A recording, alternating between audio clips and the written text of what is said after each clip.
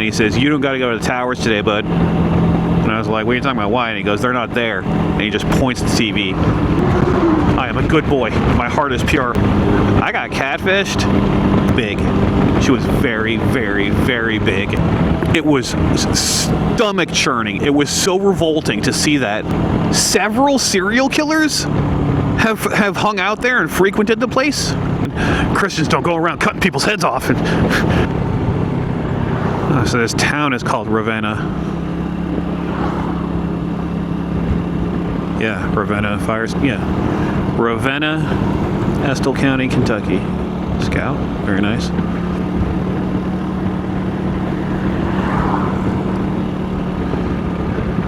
Long time ago, I was briefly married to this woman from Canada, and she wanted to change her name to Ravenna. She thought it was very edgy.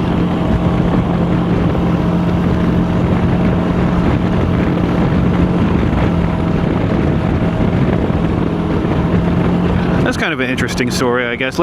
So many years ago, back around 9/11, right, 2001, I was early 20s, and I was playing Phantasy Star Online,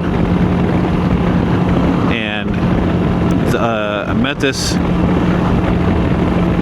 woman online, and we started hanging out, and turns out she was in Canada, way out in BC, and it was a crazy time, because I was living in Brooklyn, and I actually was supposed to go to the towers on the day of 9/11 to look for work, and I slept in. True story. I should have been there, but I slept in. My laziness saved my life. I came out of my room around 10 o'clock with my suit on, all ready to go, and my roommate is sitting there just staring at the TV, and he says, "You don't got to go to the towers today, bud." And I was like, "What are you talking about? Why?" And he goes, "They're not there." And he just points at the TV.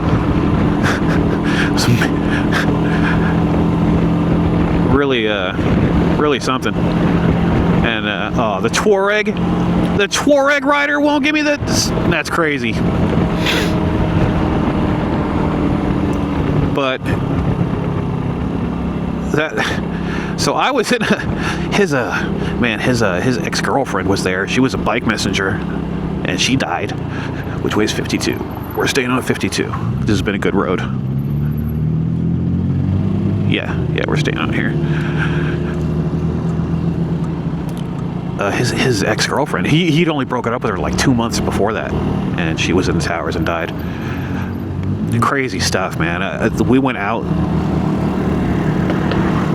that night, and there was ash. It had blown over across the river, and it was just falling from the sky, and you could smell it. All it smelled like was burning. So I was in kind of a turbulent mental and emotional state, and I kind of latched on to the budding relationship I had with this chick out in Canada. And this was back in 2001, where there wasn't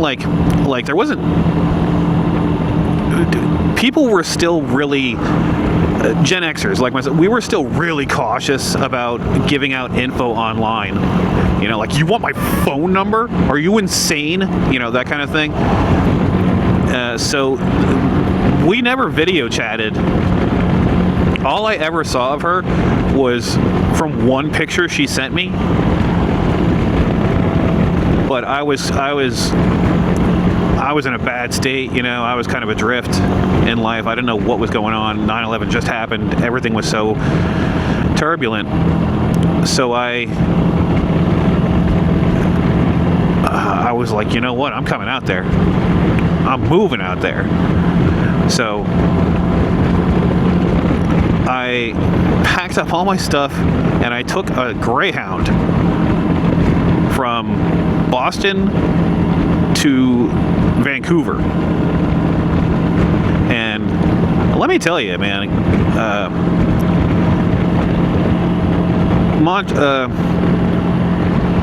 Quebec is fine, Ontario is fine. Once you get into what they call the prairies, to Winnipeg and Manitoba and Saskatchewan, holy crap, man. It is the flattest, most boring landscape you have ever seen in your life. 10 times worse than Kansas, and I've been across Kansas.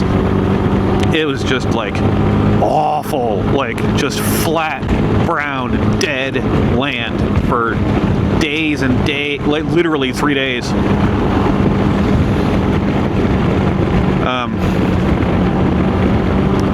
So I get out there. Well, this isn't. Let me pause this story here. This is not a back road at all. Let's just see where this goes. Totally seat of my pants here. I have no idea where I am or where these roads go. So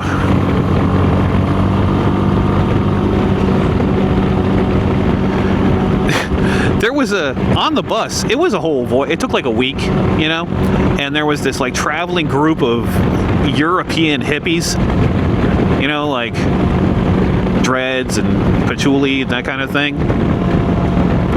And this girl from France, she like heard my story, where I was going and whatnot. And she tried to come on to me. She was like, so you're going to get married? And I was like, yeah. She says, but you're not married yet. And I was like, yeah. She was like, well. And I was like, no. I am a good boy. My heart is pure.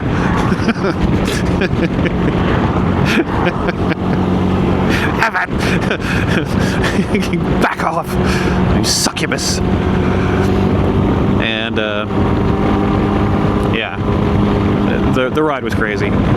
But so I get there, and long story short, man, I got catfished. The picture she sent me was from back when she was in high school or something like that, and she was big. She was very, very, very big.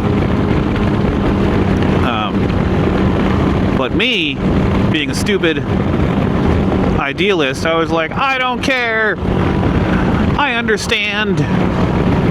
I get it. You were worried that I would judge you for your outside, you know, that kind of thing. So I stayed, and I married her. Irvine's that way, really. We're past Irvine. That's interesting. We'll go out to Stanton. So I stayed, but it kind of quickly became apparent she was actually a big piece of crap. It says scenic byway. Nah.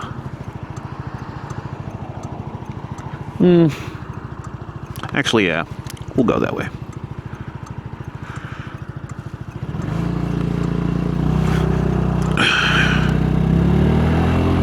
Because I think this might come out a place where I think. So anyways, she was a giant piece of crap. And man, I remember one time she was on full disability for, you know, anxiety or whatever. And I remember once we were out of money, and she needed money for cigarettes. And she calls up her caseworker, and she's talking to me, and she said, like, she's got like the phone, like, you know, like she's by her side, she's on hold. And when her caseworker picks up, she completely switches up. So she's talking to me. She's like, okay, so I need some pickle chips. I want some everything chips. Get me 2 packs of Demoriers. I want some of this. So, yeah, hello? I don't know if I can hold on anymore. I really need help. Just like that. It was stomach churning. It was so revolting to see that.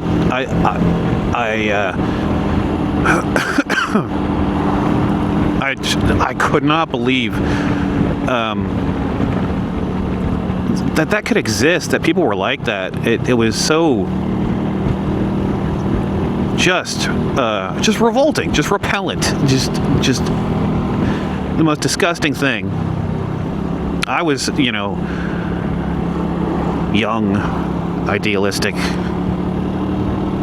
leftist. I thought that like everyone on social programs, was there because they really needed it, and they were deeply disabled, and it was, just sacrilege to even question it, that kind of thing. So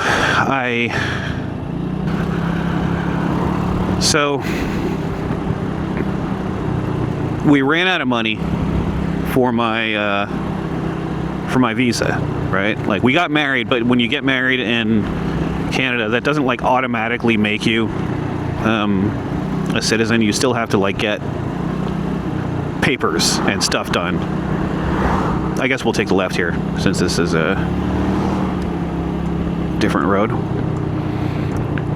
And so we needed money, not much, just like, $1,000, something like that, to get the what the hell is that noise? Oh, jackhammer. So we needed money, and she just refused to like help with it, to help save up some. Like, I wasn't asking her to pay for the whole thing, but she just would not stop spending every cent she had the second she got it. So I had to go down to Washington. I had to go back down to the States to try and get some work, to get some money going. So I end up, she drives me down, her and her aunt, I think, if I remember right, drive me down across the border and drop me at a homeless shelter in Bellingham, Washington. And in Bellingham,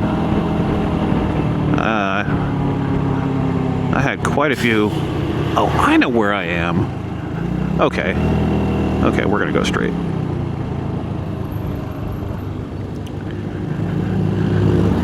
Because I've never been down here. That guy following me? He's pulling off. Bellingham was a trip.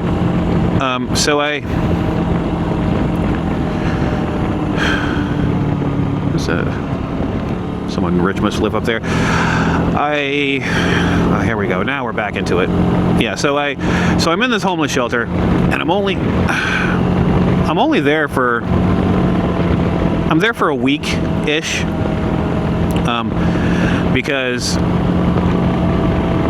I got kicked out because I went to they had this like mandatory church service, and I made an appointment with a army recruiter to come talk about joining the army. And I told the staff at the shelter, I was like, hey, I have an appointment, and it's at this time, so I'm going to miss the chapel service, but I'm going to like try and join the military. Is that okay? And they're like, yeah, sure, that's fine, no big deal. And I go, and I can't join up because of some things I did when I was a teenager that have been expunged and repealed and all that kind of stuff. But they were like, no, you can't join until you're like 26, 27, until you can pass an FBI background check. And so I'm like, all right. So I go back to the shelter, and they kick me out. They're like, yeah, you missed chapel service. I was like, yeah, I know. I told you I was going to. And they're like, yeah, you can't do that. I'm like, dude, what are you talking about? But they didn't care. They're like, beat feet, you know, tell your story walking, buddy.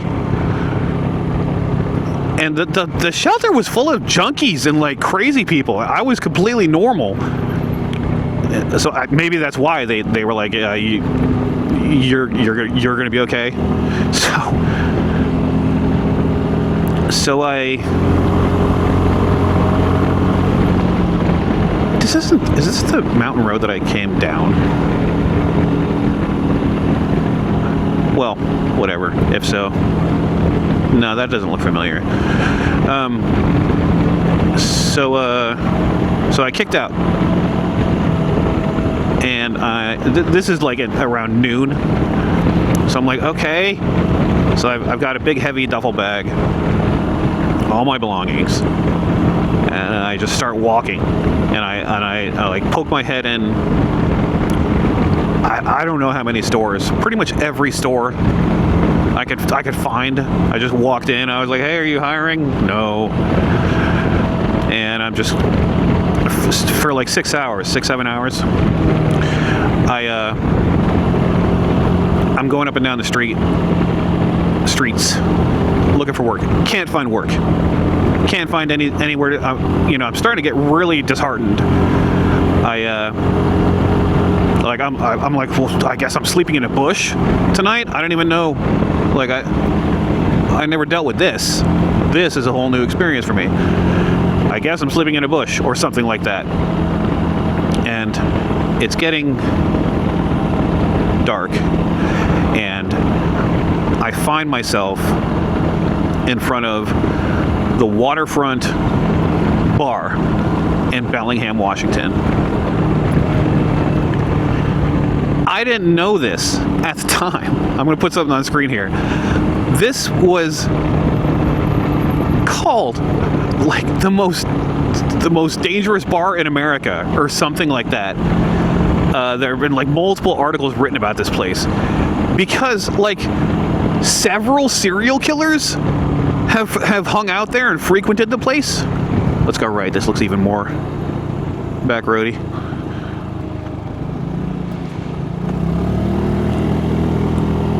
Like Ted Bundy and the DC Sniper and like other people, I think BTK, all used to hang out at this place.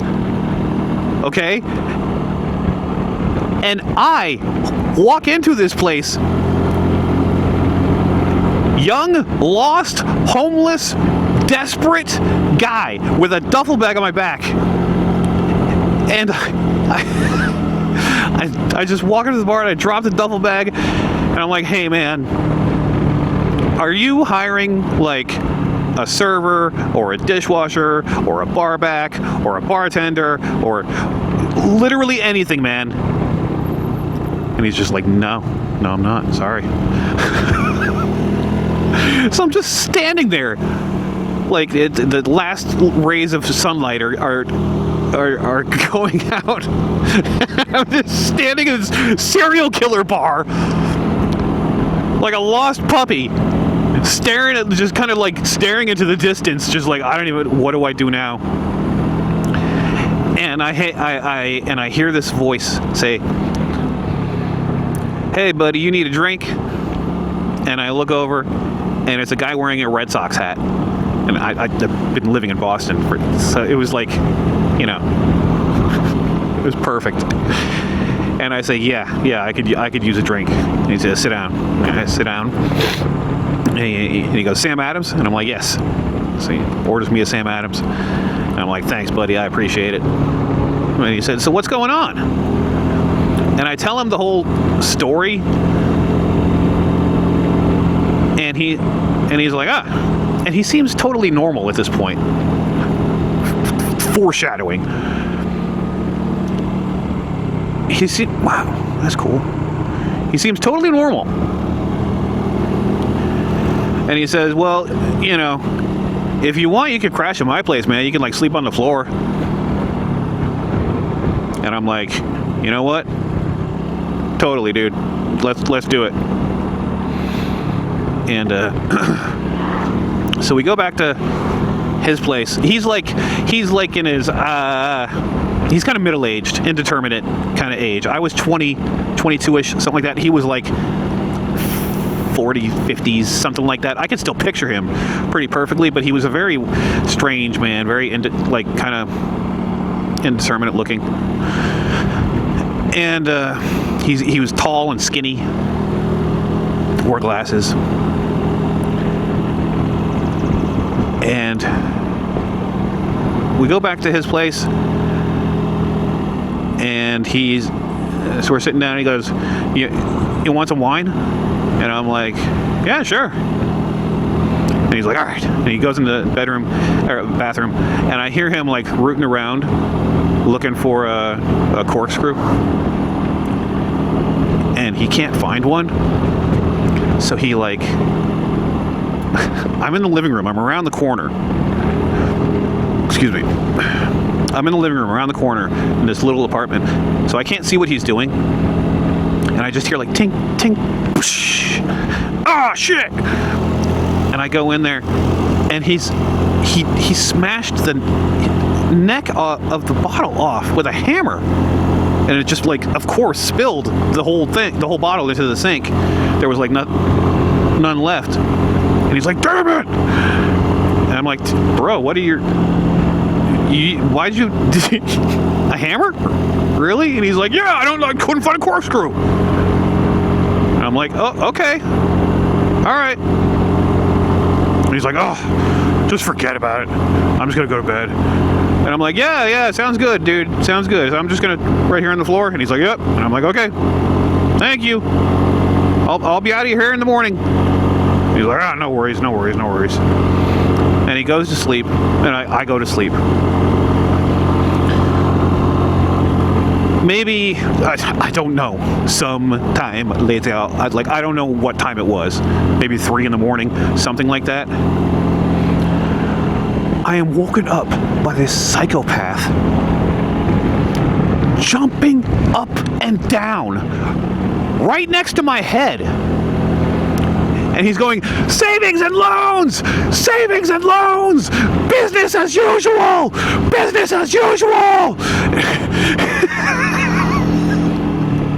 True story. I'm just like, what the fuck? I'm like, bro, are you okay? What's going on? And he's like, and he just like walks out. He just leaves the apartment and goes like running or something like that.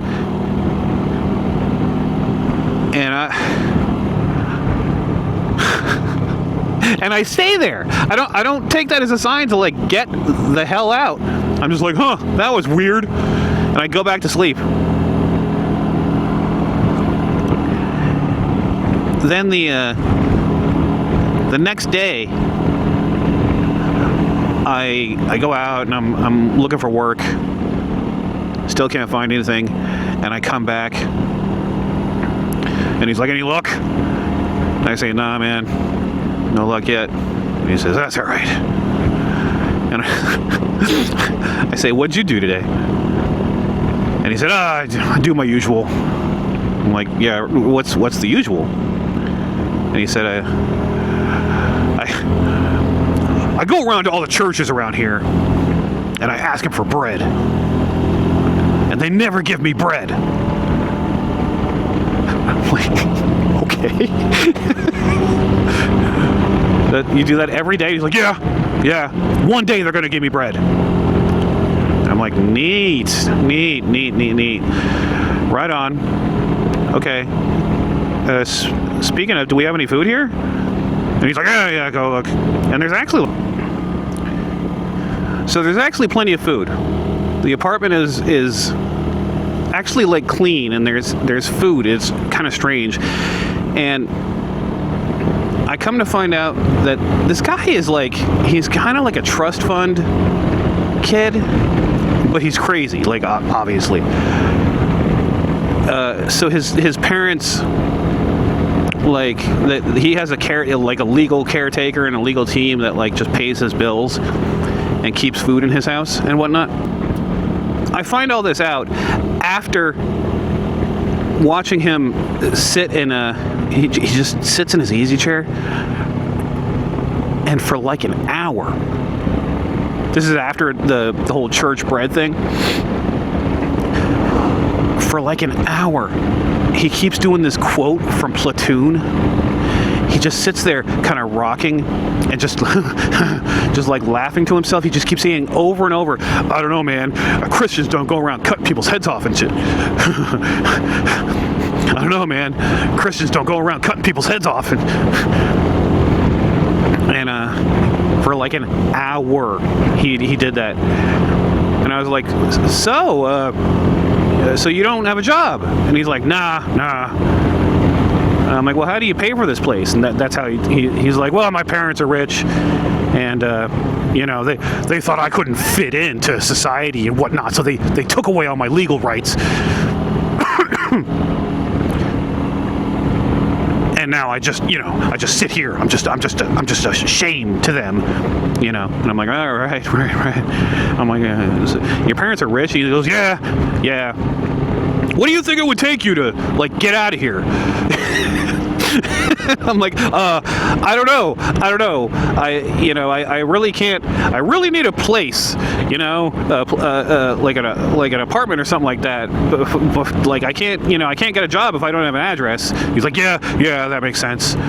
So like, what would you need? And I'm like, I don't know.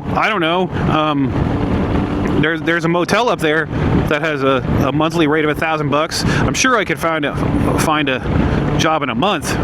He's like, $1,000? And I'm like, yeah. And he's like, okay. He just gets up and just marches out of the apartment. And he comes back 2 hours later with a check for $1,000.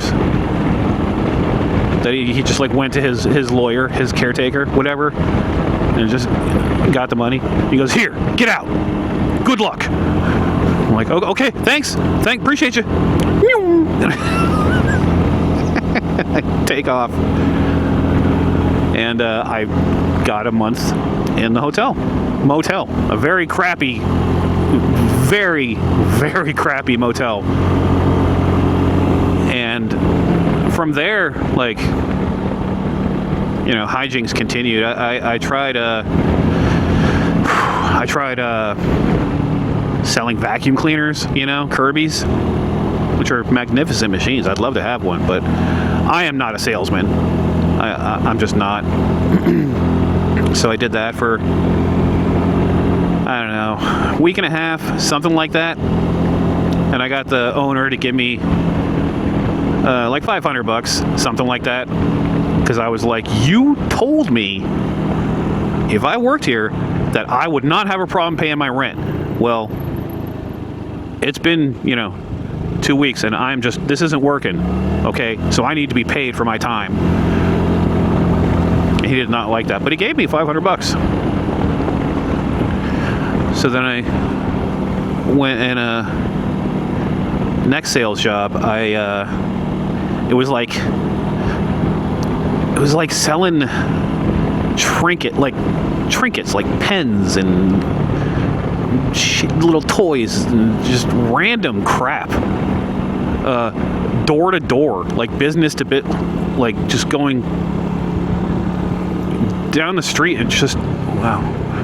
And just another dog cage, and just harassing people in businesses. We'd go into businesses like a Starbucks and just try and rizz up the workers there into buying a shaky water pen, something like that. And that didn't work. Shocking. I'm not a salesman. And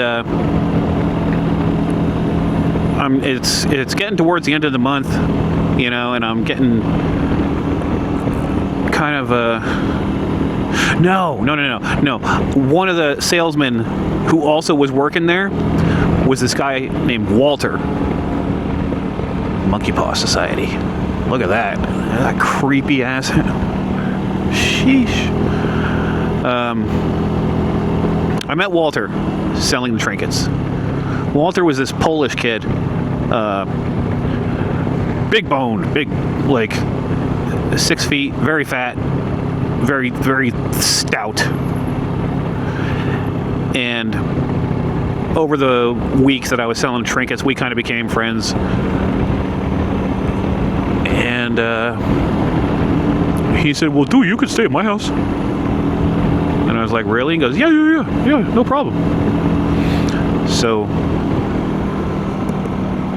I go live with Walter. Walter was living with his parents, his family, in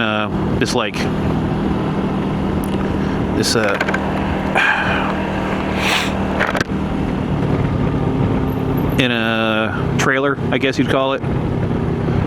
It was a modular home. It was nice. It was modular home, you know, trailers, whatever you want to call them. They can be pretty nice. And his parents' place was nice. It was double. It had, you know, a jacuzzi and big, beautiful, open living room. And it was actually really nice. And I got to just sleep on his bedroom floor for a couple weeks while I worked it out. And his parents loved me. They were both Polish immigrants, and they liked me because they hated Walter. They hated their son because he was a loser. And I don't know. I guess I don't know. I made an impression on them. I don't know why, but they really liked me. They were constantly stuffing me full of food and giving me tips and trying to help me out, and, you know, job leads, that kind of thing. Wow. And they lived on the Lummi tribe reservation. Right? Was my brain? Pretty sure it was the Lummi tribe. And they lived on the reservation, which was my first and only experience with that kind of situation. I'd never been on a res before, and it kind of looked like around here, like lots of junk cars and crappy it looked like around here, actually, now that I think about it. And this road is amazing. We are in a back road, man. I have no idea where I am. So we were on the res, and they had their own police and whatever. So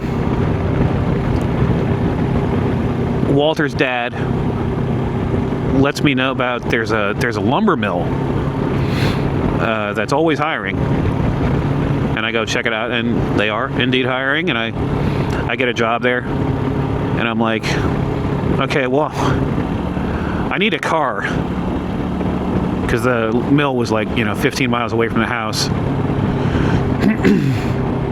I'd never had a car, so I had to go get a license. So I totally forgot that part. Before the lumber mill, Walter got a job with this real shady dude. Man, I haven't thought about this in decades. This real shady guy who was trying to kind of make a security business, sort of, and he like he was renting a space, a office space, and he owned like a whole floor of a building that used to be like a theater or something like that, because there was a stage on one side, and he was kind of your stereotypical like sales bro guy. But this is back in 2002, you know, before that was really a thing. He, you know, shaved head and muscly, you know, he's talking about protein and, you know, energy, vibes, all that kind of stuff. And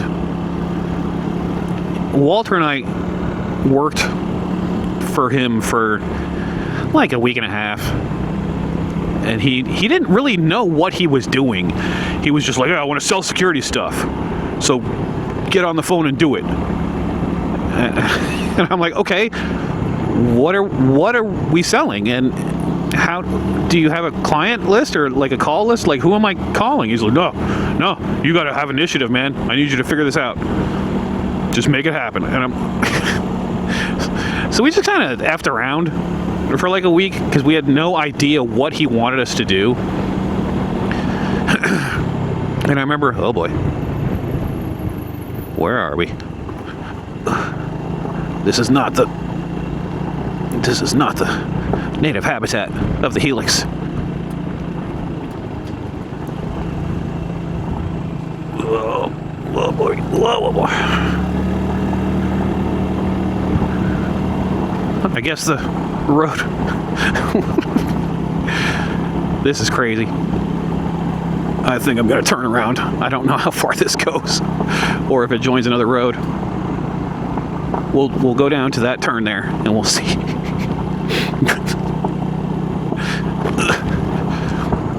What did that sign say? Yeah, let me see what this is before we. Okay, that's just. Yeah, we're gonna turn around. Okay, hold on 1 second.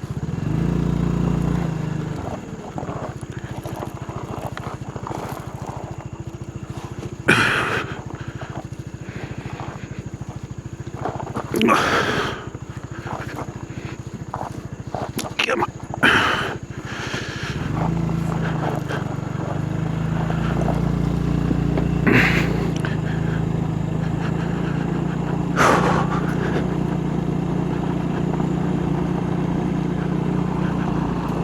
Oh, just fiber optic cable. So they're putting a road here. Whoop.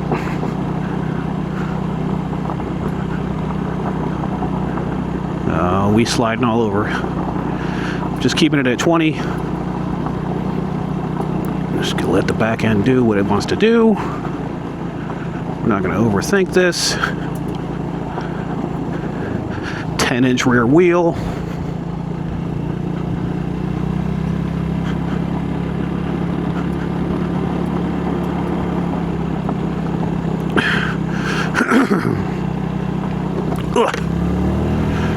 Okay, so we're going to turn around. So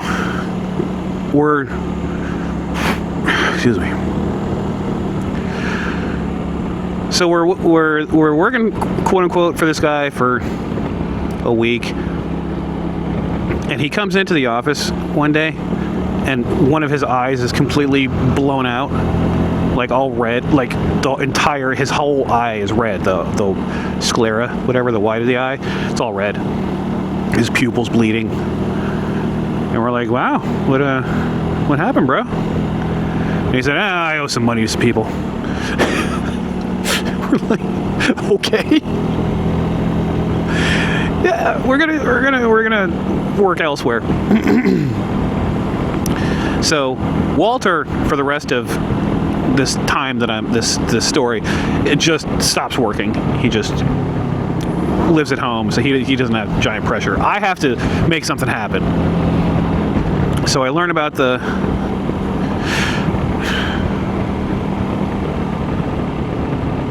no. During that week, I'm like defragmenting my brain. During that week, I tell the guy I'm just like singularly focused on getting a license and getting a car.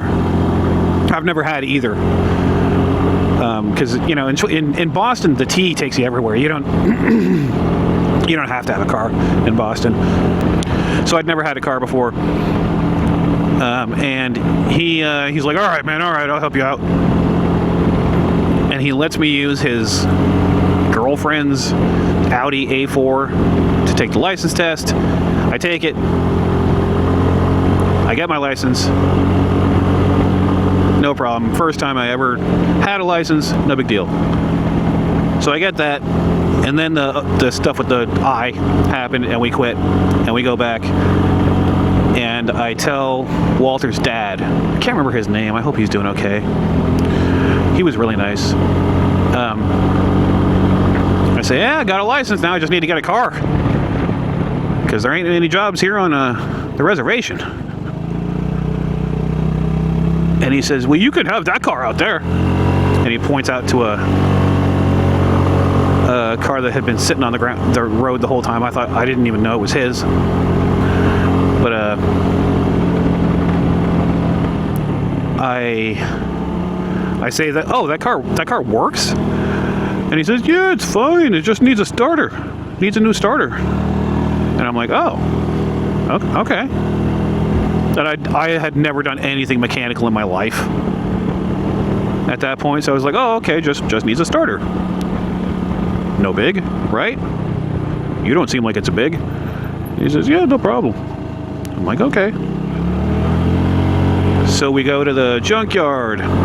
Me and the dad, not Walter. Walter's totally checked out of this at this point. The whole time we're doing this, the guy is talking smack about his kid, about what a useless POS he is, and how he wishes he was like me, you know. And so he takes me to a junkyard. We find the car, the same kind of car. We get the starter out. I watch him do it. He says, yeah, you can use my tools. It's no problem. I'm like, dude, thank you so much. So what do you want for it? He goes, give me $100. The car is yours. And I'm like, okay. I only had like $400 left to my name, but I'm like, okay, bud, deal. So I get the starter changed. It took me like 7 hours. It was so arduous. It took forever to get it out. It was just in a really awkward position. Get it out.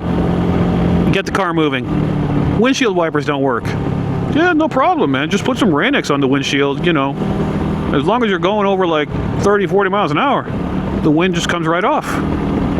This is in Washington State, where it's just perpetually raining. But that's what I did, and he was right. I put a really thick layer of Rain-X on the windshield, and yeah, all I had to do was get going over, 30 miles an hour, and the water just beads right off, just comes right off. No wipers needed, no big deal. So I get this job at this lumber mill, and I have never worked so hard in my life.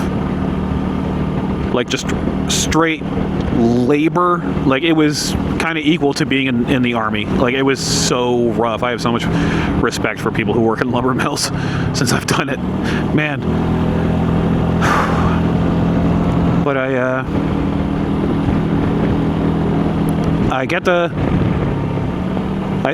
work at the mill for like, I don't know, 2 months. They let me continue staying in their house on Walter's bedroom floor. Stay there for like 2 months. And then I save up, I don't remember how much, some money, $600, $700, $800, something like that, 6, 7 again.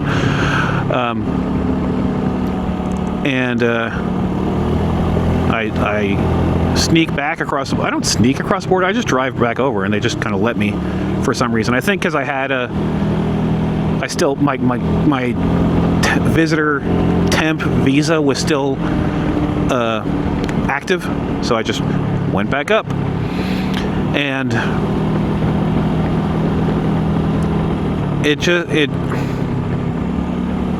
she still wouldn't like participate in me getting the visa and helping in any way. And I just had enough, and so